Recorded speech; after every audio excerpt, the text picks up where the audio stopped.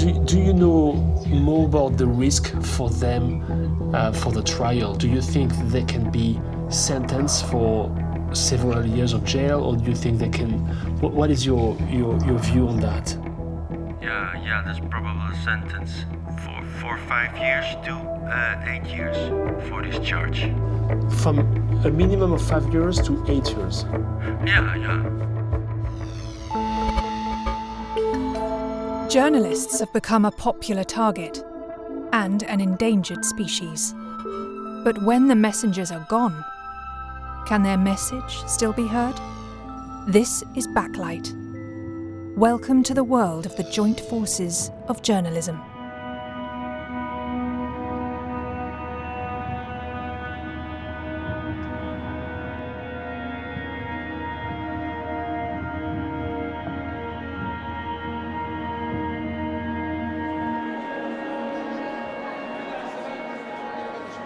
In our fractured world, journalism has never been more important, and it has never felt so under threat. French journalist Laurent Richard is a familiar face at conferences like this one, which centre around the freedom and safety of his profession. He looks remarkably unmoved, considering he is so committed to victims of injustice and cruelty. As if he himself were the embodiment of the journalist's values of objectivity and neutrality. Now, more than ever, we need the reporters who document abuses, who record the damage caused by war and by climate change, and who investigate corruption and the abuse of power. If democracy dies in darkness, then humanity dies in isolation. Journalists are essential in reminding us of that collective humanity, and it is together that we will protect this essential craft. Journalists are going through dark times in today's world. More and more often, reporters end up in the line of fire, not just literally because they are killed, but also because they get arrested, become victims of physical violence, are stalked through the socials, or are threatened by organised crime. 27-year-old Jan Kuciak and his fiancée were discovered shot dead at their home. Kuciak often reported on fraud cases linking businessmen with Slovakian politicians. How can we protect freedom of the press? Laurent Richard, a French journalist, felt compelled to think of a solution. He established an investigative collective called Forbidden Stories, a network of brave reporters from all over the world who take over the stories of colleagues who were arrested or killed. The aim? To publish the stories anyway. Forbidden Story is an international network of journalists designed to finish these stories and investigations. This way, the story they were kept from telling will spread like wildfire across the globe. When do you decide that the story is complete and you have verified everything and it's time to go? Well, the first thing we do when we learn about the killing of a journalist, when colleagues of the slain journalists are reaching out to us, is to first to investigate if there is a relation between the journalism of the person and the killing of the person. With Forbidden Stories, we try to connect to make sure we can meet the journalists who are the most exposed, the most under threat, the journalists who might be killed tomorrow or in 1 week from now, and that they can protect their ongoing investigation. So if anything happened to them, we can continue their work. Good to see you. Nice to see you. This is Frédéric Obermeyer, working for paper media, so for the Spiegel and 90% of newspapers in Germany. And I'm Laurent, the director of Forbidden Stories. Maybe I can start with one simple question. How are you doing? How do you feel with the arrest of your colleagues? And if you can update us about the situation. We are in touch as well with lawyers, but you might have some information that could be important to share.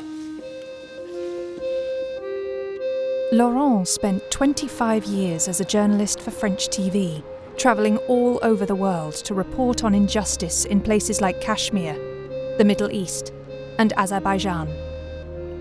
Time and again he managed to steer clear of danger, until that fateful day, in his own hometown of Paris, when suddenly and unexpectedly, Il est 17h30, édition spéciale sur Public Sénat, consacrée bien sûr à l'attaque terroriste qui a frappé ce matin le siège de Charlie Hebdo. Des hommes cagoulés munis d'armes de guerre en plein cœur de Paris. Ils ouvrent le feu,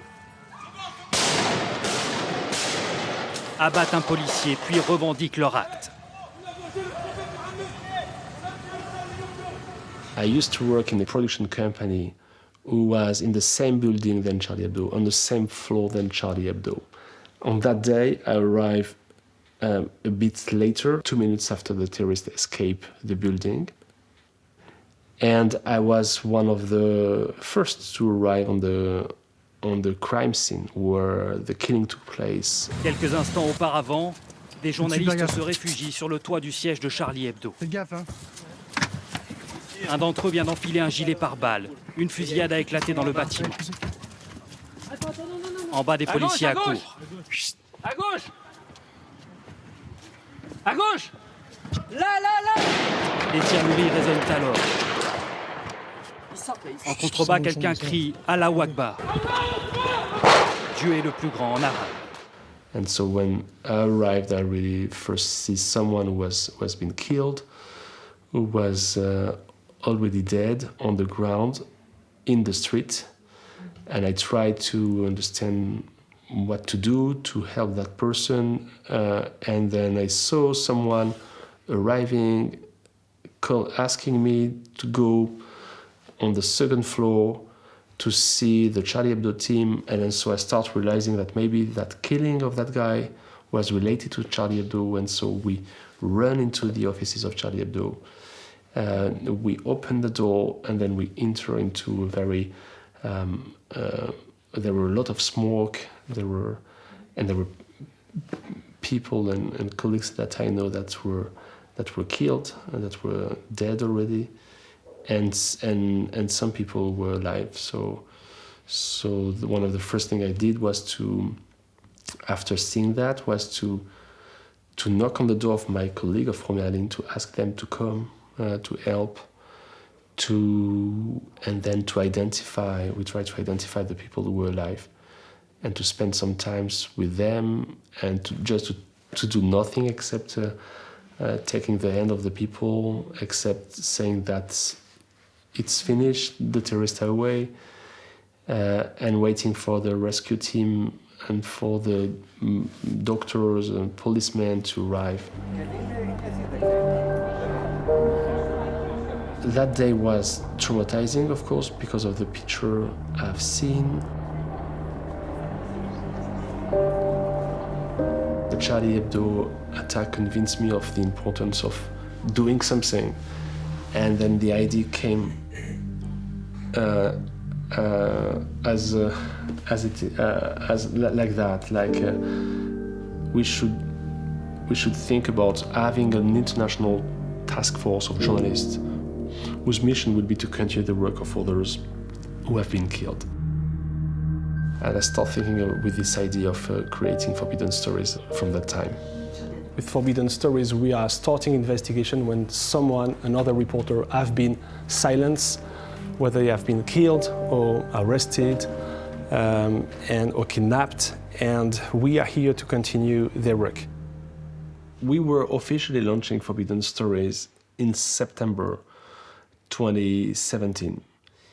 And 3 weeks later, a journalist in Malta called Daphne Caruana Galizia was killed. Malta's best-known investigative journalist Daphne Caruana Galizia has been killed in a car bomb attack. The burned wreck of Daphne Caruana Galizia's car lies in a Maltese field. A Malta l'uccisione di Daphne Caruana Galizia appare sempre e di più come un vero e proprio attentato mafioso. Daphne was a very powerful investigative journalist. She was highly threatened for years by government people, businessmen, because she was denouncing and investigating corruption at a very high level. High-position members of the Prime Minister cabinet were part of these corruption cases and schemes, and she was killed for that.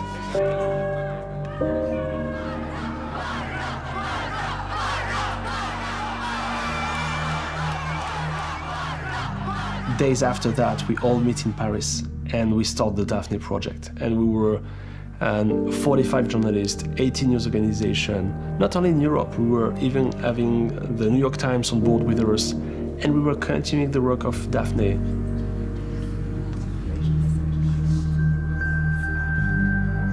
We were not only focusing on Malta, but it was a very international stories because there was some Azerbaijani money going to the laundromat. In Malta, there was some connection with Dubai, there was some connection with the US, connection with France. And so we were talking a kind of a global crime, so we need a global network to tackle that in a very efficient way.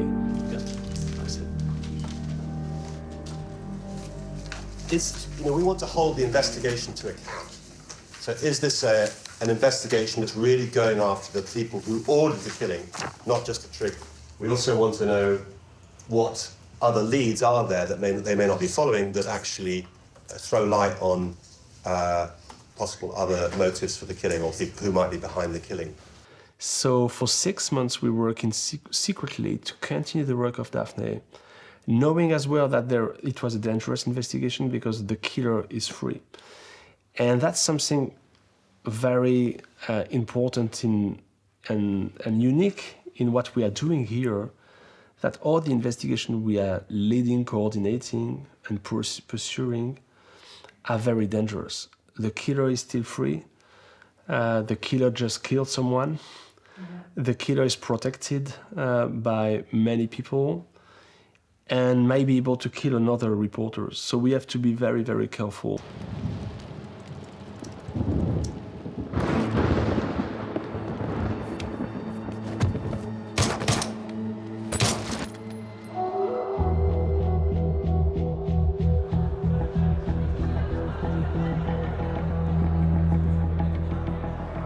Our mission at Forbidden Stories is to facilitate the discussion.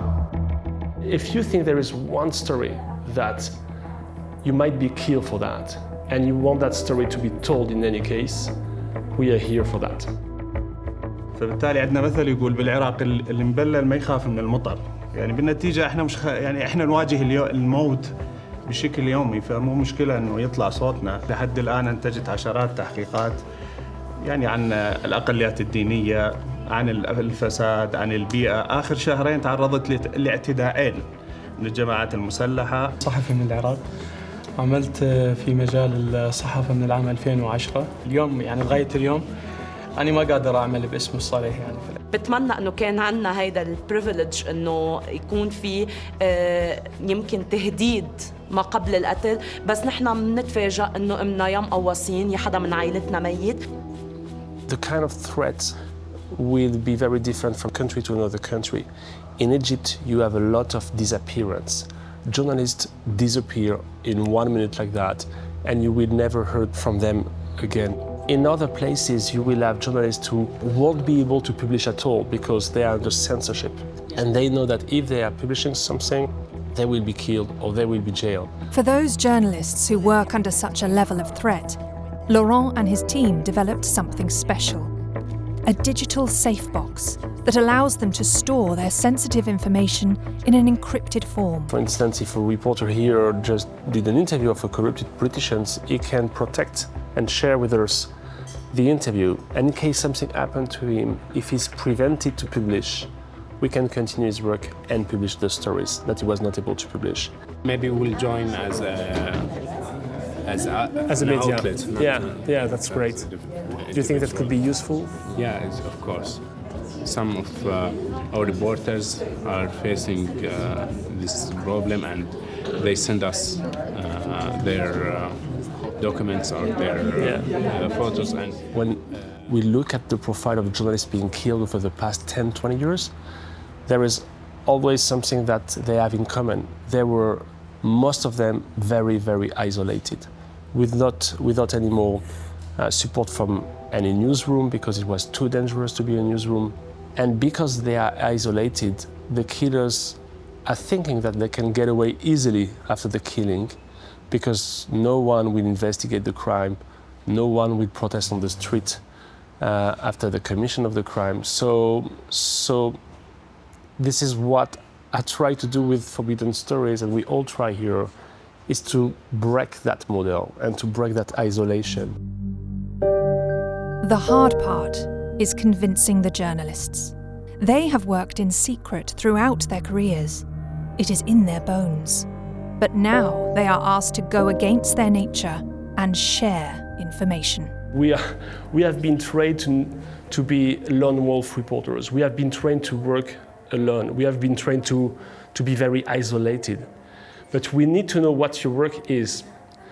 And so you need to tell us that. اللي يخليني أنا يعني ما الذي يجعلني يعني كصحفي أثق في Forbidden Stories يعني you know يعني مش عارف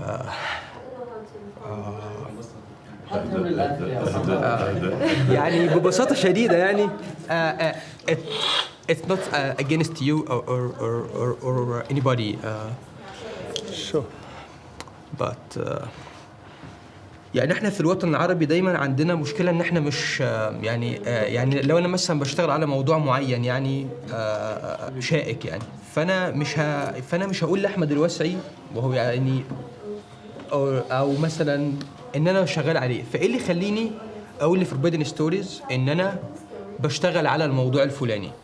The question of the trust is key here, and you are asking a very important question. Why should I trust you is the key question in collaborative journalism. We are committed to never publish any kind of information we receive. We are not spying, we are just journalists like you.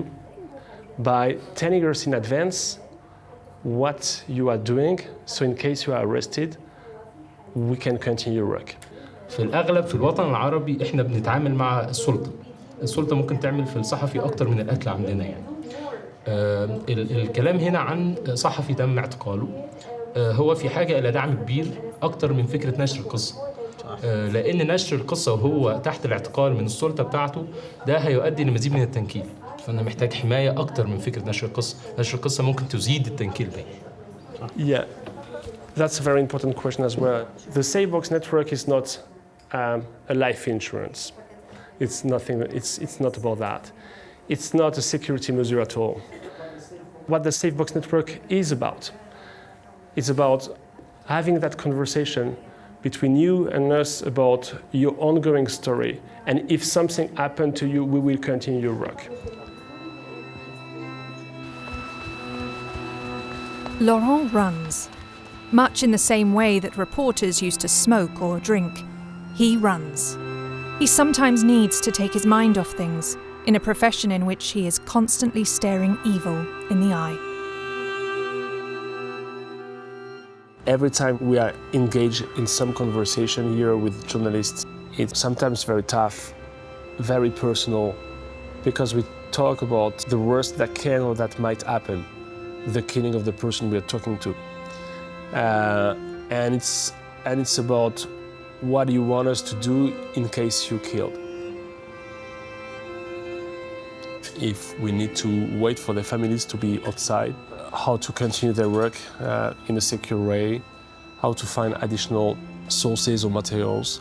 So we ask them to go into that difficult thinking process, who might be painful, where you think about the things that others should do once you will be arrested or killed.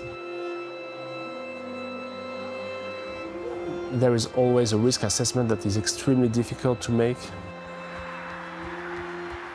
We are taking everyday decisions that might endanger people. For instance, a journalist was contacting us, was in conversation with some team members at Forbidden Stories, He was extremely threatened, extremely concerned, and he was killed a few days later after the conversation with the team.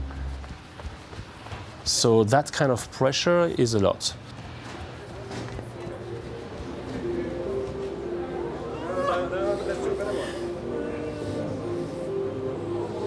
I have the backstage photo if you want. Can I take a photo with you too? Yeah, sure. Yes, okay. And we see each other at 5. Okay. Even during a relaxed encounter with some friends at the conference, Laurent knows he should always expect the unexpected.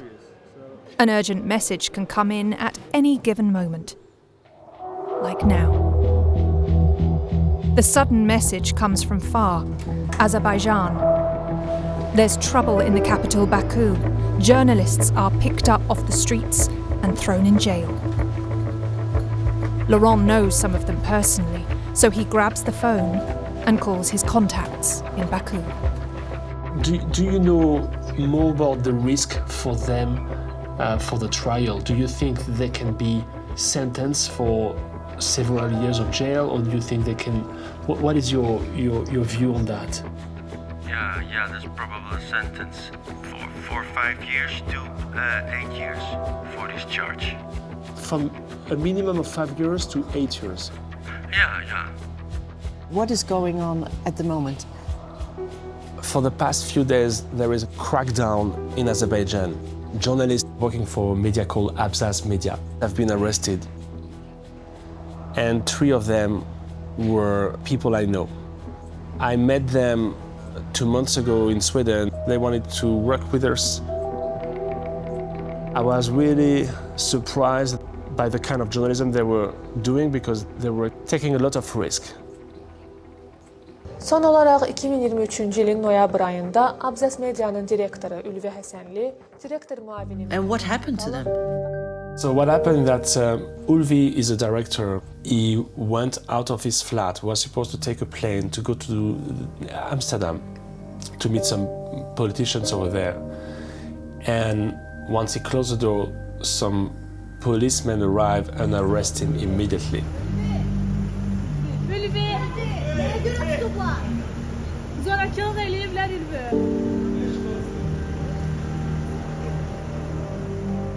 The second person is Sevinç. She's a journalist. She's actually the editor-in-chief of the Abzas Media. After the arrest of Ulvi, Sevinç was in Turkey. And instead of staying in Turkey, she decided to come back to Azerbaijan, to Baku, in solidarity, and to defend the case of a colleague. Ben ürünü içeride koyup, özüm qıraqda rahat həyat yaşaya bilmərəm. Zindan olur mənə o həyat, başa düşürsən? She arrived in Baku airport. She was immediately arrested.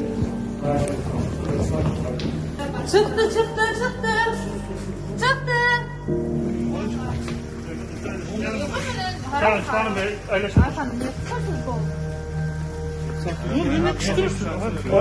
Bu da sizin için hafta.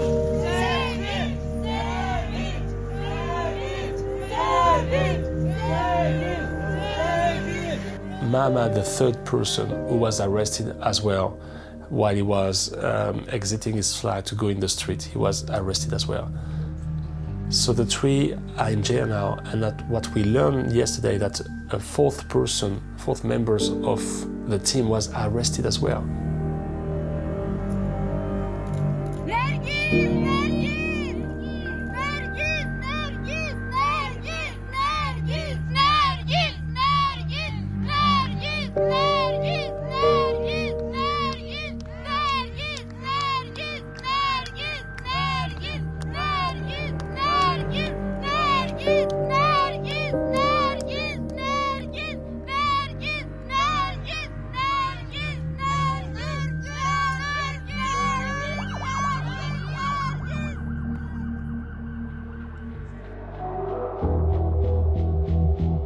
And what were they investigating on? They are mostly focusing on the president and the president family that is having a lot of assets abroad, that is in the middle of many corruption cases all around the country.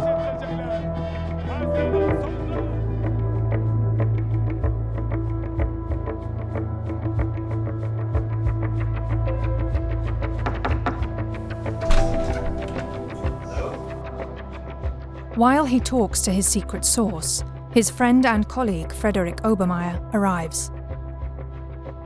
The reports of the 4 journalists getting arrested are very worrying. You can update me, you can call me anytime. Thank you, take care. Okay, bye. Au revoir. Okay, so there's an immediate risk that they might be arrested? Yes. Okay. The minimum sentence might be 5 years to 8 years. Oh, shit. Yeah. Okay. And ask them if they will be okay if we continue their work, to make sure that by continuing their work, we will not put them in danger. So they told me, yes, they really want that. Okay. And there are 8 stories they were investigating, most of them about corruption, money laundering.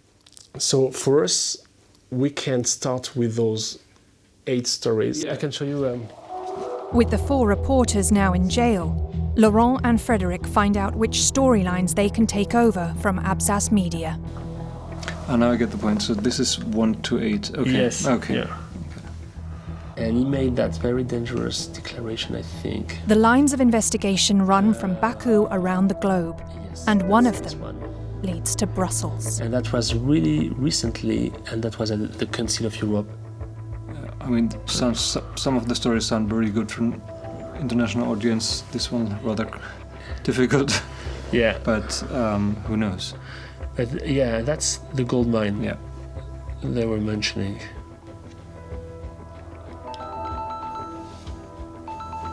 Yes, that's me. Yeah. Hello?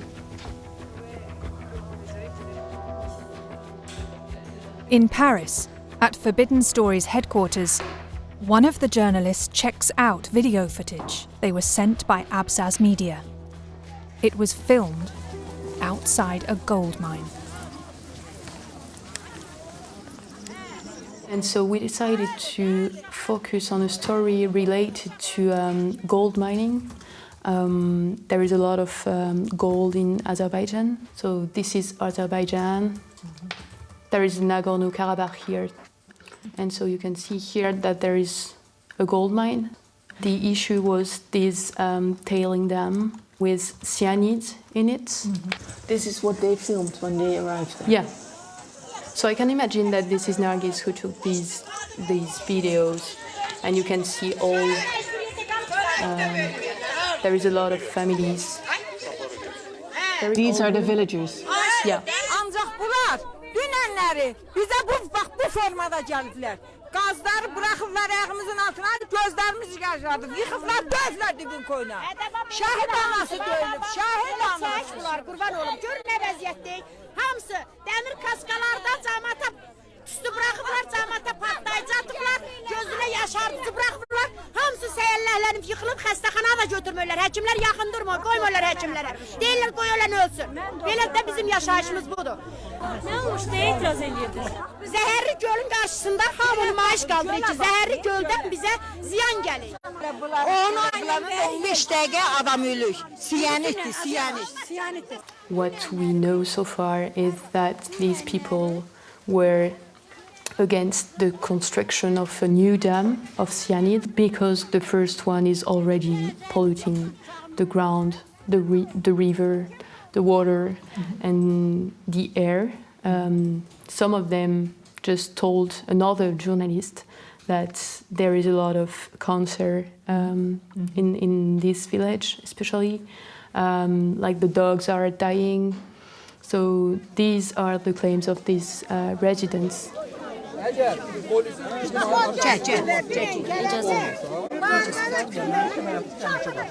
Who is this man that's being interviewed there?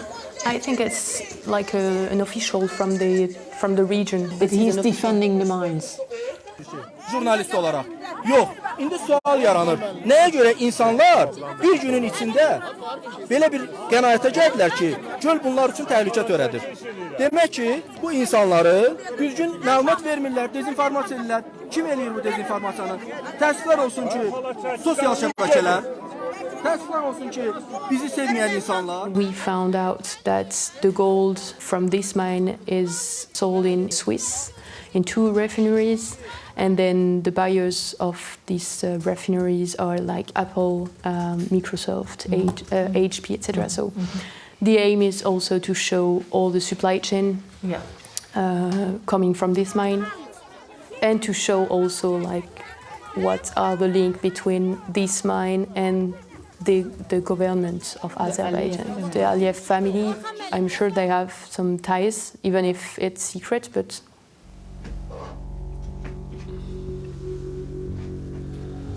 so this maybe it's not yet translated. Azərbaycanda aparılan media islahatları nəticəsində üzə çıxan nüanslar onu deməyə əsas verir ki, bu ölkə üçün son dərəcə ağır və ağrılı prosesdir. Abzas media ətrafında yaranan vəziyyət və həbslər göstərdi ki, ölkənin gələcəyinin formalaşmasında mühüm rolu olan medianı əslində baskı altında saxlamaq üçün çalışan güclər var. They looks like criminal now. Yaranmasında maraqlıdırlar. Hələ də milli medianın dirçəlməsinə Claiming it would be a crime to support investigative journalism. Yeah.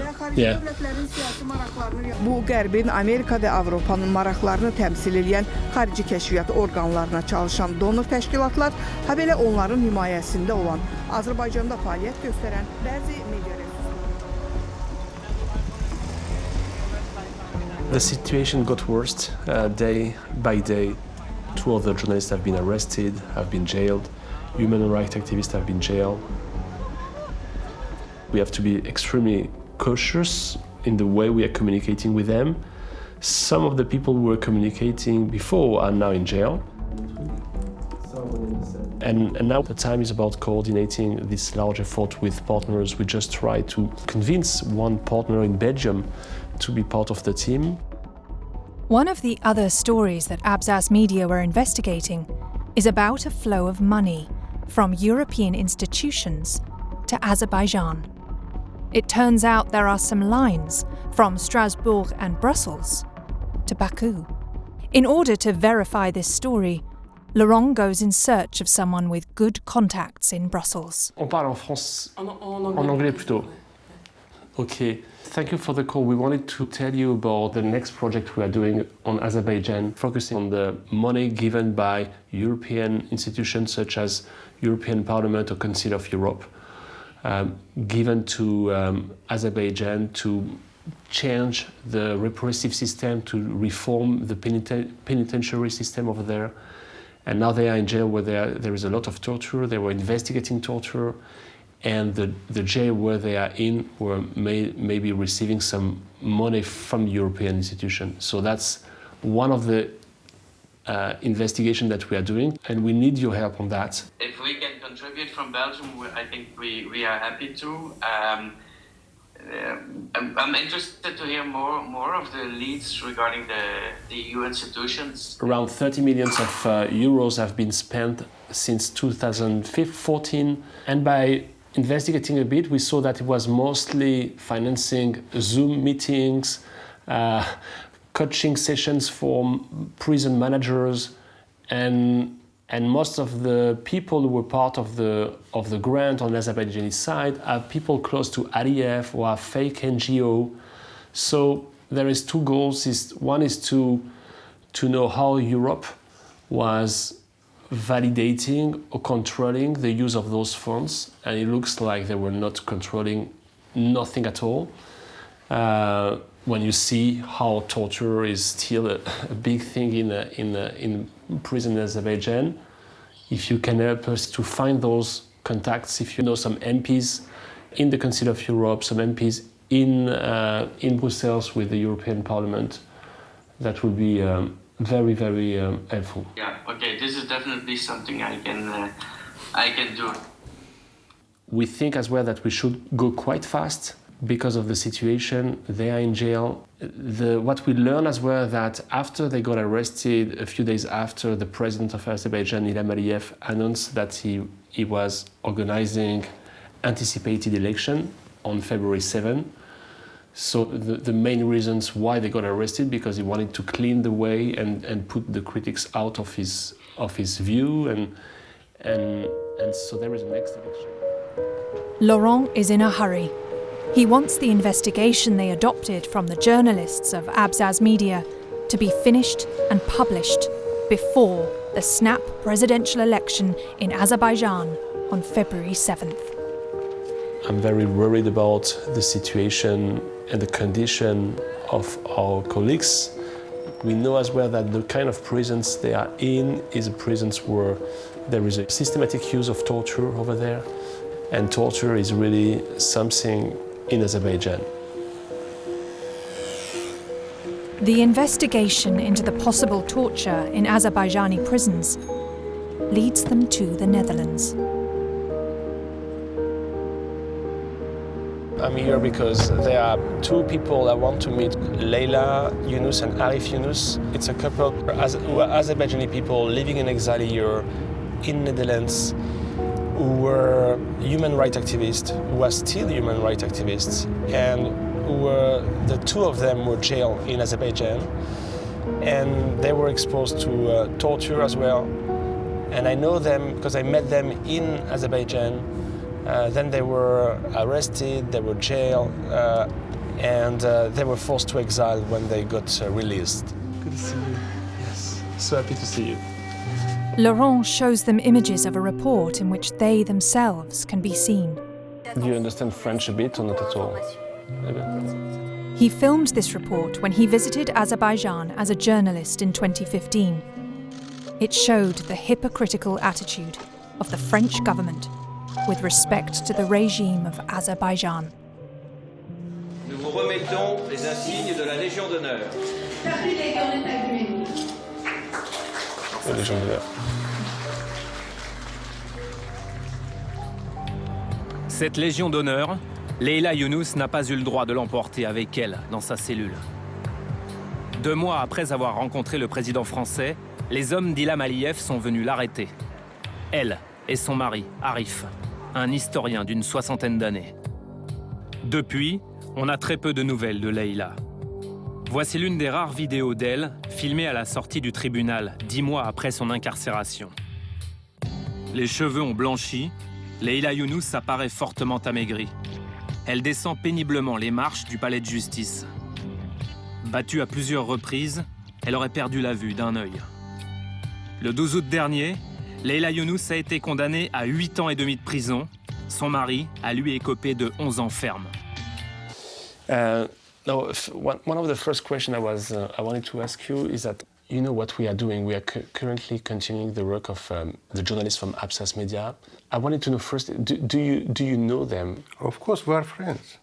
They published information about the corruption of the Ilham Aliyev's family. That's why when by telephone we talk, I said, be careful. It's a very dangerous topic. What was when you told Sevinch that she should be careful about that? What was her reaction? She says that we understand, of course, but we struggle for future of Azerbaijan. She said that. And what is your opinion about that? Is there this new generation of Azerbaijan nations, journalists, they're very brave, really brave. Because when I explain and then say, please be careful, you must understand that every day you will arrest. She answered me, we know about this bad scenario for us, but this is our motherland, it's our country. We must struggle for future of our country.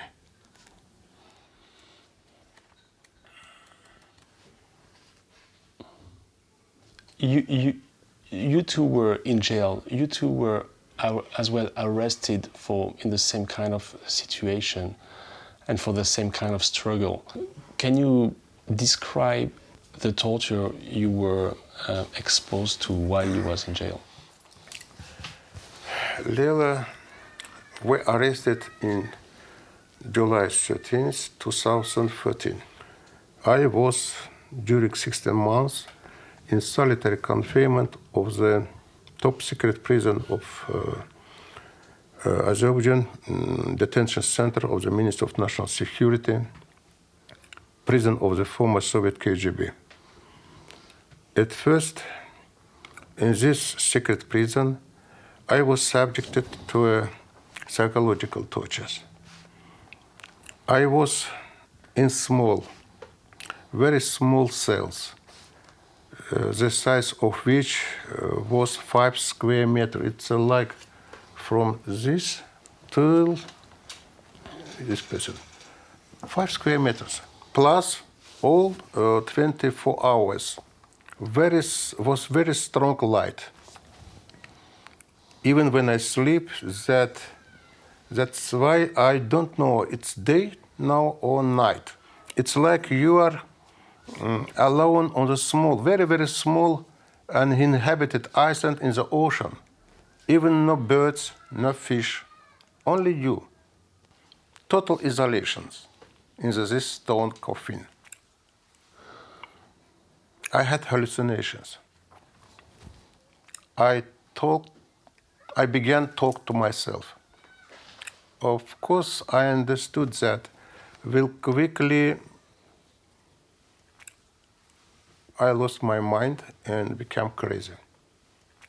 And then on the 9th days of my arrest, they began to torture, physical torture me.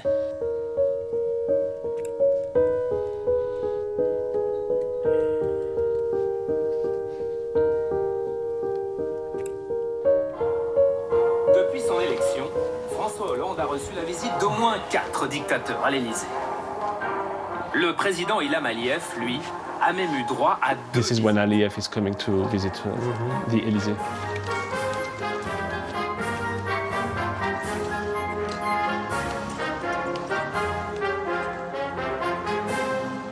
Monsieur Hollande, une question pour France 2. Avez-vous pensé à demander à votre homologue azéri de libérer les prisonniers politiques? Nous en avons parlé. Vous avez parlé. Et qu'est-ce qu'il a répondu? Il allait regarder cette question. Notamment la question sur Leila Younous que vous aviez rencontrée? Oui? Merci. Merci. Mr. Aliyev? Monsieur Aliyev, allez-vous libérer les prisonniers politiques de votre pays?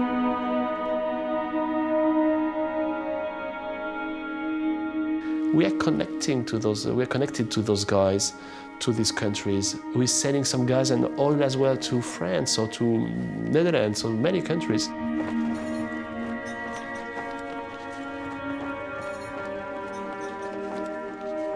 Because of the crisis with Russia, the European member states were looking for some other kind of country to provide them some energy. And then Azerbaijan was in the middle of the table. Thank you very much, Mr. President, for the very warm welcome here in Baku. And thank you for stepping up and supporting the European Union. Because already before Russia's brutal invasion in Ukraine, the Russian gas supplies to Europe were no more reliable. You are indeed a crucial energy partner for us, and you have always been reliable. Madam President, thank you for being with us and wish you a pleasant stay in Baku. We have countries from the European Union who are willing to build some good relation with Azerbaijan because they need gas and oil from that country. And on the other hand, we have this thing happening in the prisons where they are putting journalists, human rights activists in jail to avoid critics. So the situation that we are in the middle of those two things, human rights violation on one hand, contracts and business on the other hand. And we, as journalists, we are in the middle of that, and we have to investigate the two and to make sure that we are aware about all those situations. There is no border for threatening press freedom, and we see already what is happening in Europe, in our countries, and how fragile our democracies are. Now, when you are a journalist, you are as popular as a taxi driver in Paris. Even when I go and join for dinner, I try to avoid mentioning that I'm a journalist, because I know that immediately after I will have some question about how you're a journalist, so you're part of the elite, or so you don't say the truth, or you are part of the mass media. The thing is, people are forgetting about what journalism is about.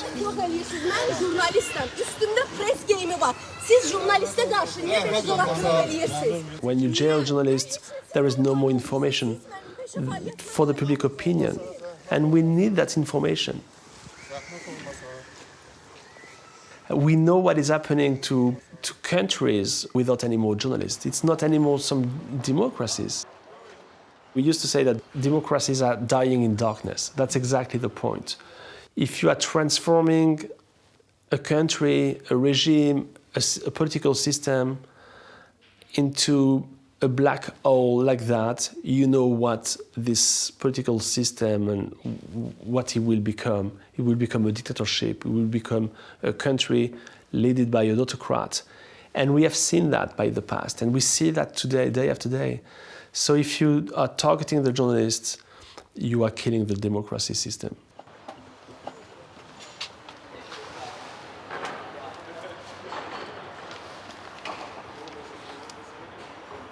25 years ago, you wanted to become a journalist because you wanted to break some stories. And now the young generation is there, is coming and joining the newsroom because they want to produce some change. And that is really great.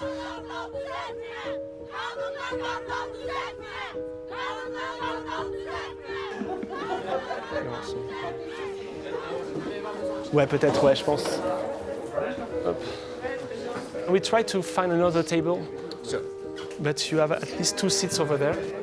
I'm optimistic as well because there are more and more collaboration, and people start to understand the need for such a collaboration to take place and to have some and to produce some impact in our societies. Lucas Brouwers, NRC Handelsblad, Dutch newspaper. Bastien Obermeier from Paper Trail Media.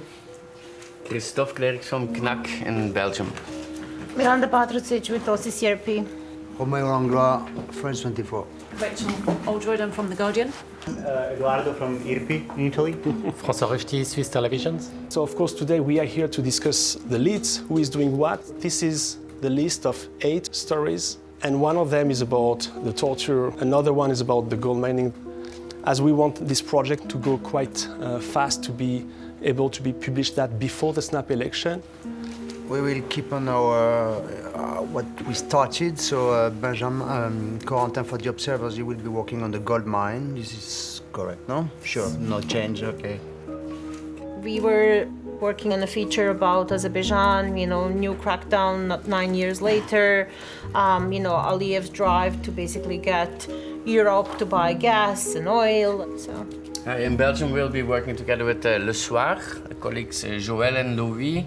They are following from a distance. I think the story how Azeri torture prisons are funded with European money and nobody checks is an interesting story. We'll tell the story of the reporters in Abscess first and foremost, and we'll try. I'm thinking now that we'll use the parts of the torture and the pressure on Azerian exile in Europe as a part of a larger context on what's happening, what's happened to the Abscess journalist, but also what's happening in a broader sense. We're also happy to look at the stories that you guys are doing, and you have done a fantastic job, by the way, the last weeks to bring this all together and to do this huge amount of work already that we all can use now. So. It's a very new way to do some journalism. We are in a radical sharing style of journalism. We are asking the people to share, to be good friends with the other ones, for the benefit of all of us. It's way different from how journalism have been learned, have been taught for years. And I really strongly believe that collaborative journalism is the future of journalism. Millions of euros have been given by the European Union through the Council of Europe to Azerbaijan to reform the penitentiary system. Fair elections are not possible because authorities suppress dissent. They protest against the head of the gold mine factory. Des flux toxiques pollueraient les sols et seraient la cause de maladies respiratoires et même, disent-ils, de cancer. The gold from this mine is everywhere in our daily lives, as the companies who sell us phones, laptops, and watches.